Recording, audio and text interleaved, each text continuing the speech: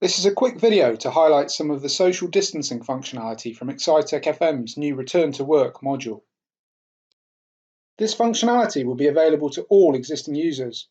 It will also be available as a standalone module to help new users with the unprecedented challenge of getting the workforce back into the office safely and with as much efficiency as possible. In order to help manage social distancing, each building, floor and location now has a series of social distancing attributes. Here we can capture first and foremost the required distance at which employees will be required to social distance. This may differ from country to country or space to space by law or guidelines, so this can be altered on a floor-by-floor basis. We can also capture the usage status, in use, out of use, or in use for a number of days only, to allow rotation of desks and prevent cross-contamination. We can also tag and close spaces so that they can be managed differently. These new attributes feed into the new social distancing layers. On this floor pre-COVID-19, almost all desks were in use, so when I turn on the adjacency layer, we can see large amounts of unsafe social distancing, with overlap highlighted in yellow and orange. The green areas highlight where there is no overlap, in this case within the specified 1.5 metre radius. Yellow highlights a single overlap, or two instances of active locations too close together, and orange highlights multiple overlaps, with multiple active locations too close together.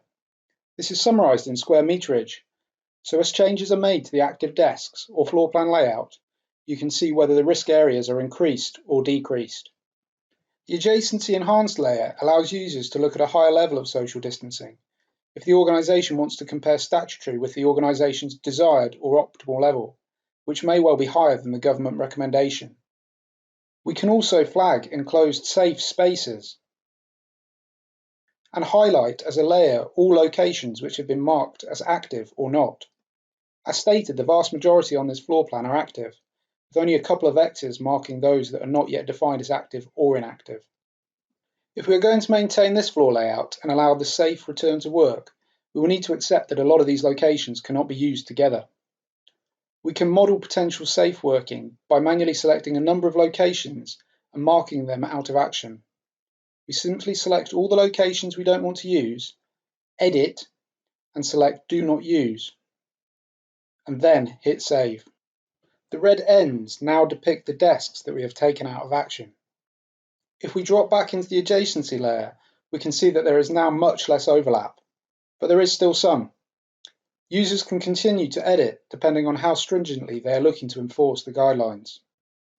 Alternatively, we can use the system to automatically highlight safe location usage with complete compliance. In order to do this, I've taken a number of desks and set them to Do Not Use. I then select those which I want to do automatic planning on, select Edit, change to Use for Occupation, and hit Deselect based on adjacency. You can see that this automatically removes 21 locations from the current selection. If I push this window to the side, you can see the 9 that remain as safe with no overlap. If we go back into usage, you can see the 9 that have updated and the 21 that stayed as Do Not Use. And if we come into the adjacency layer, we can see that there is no overlap at all.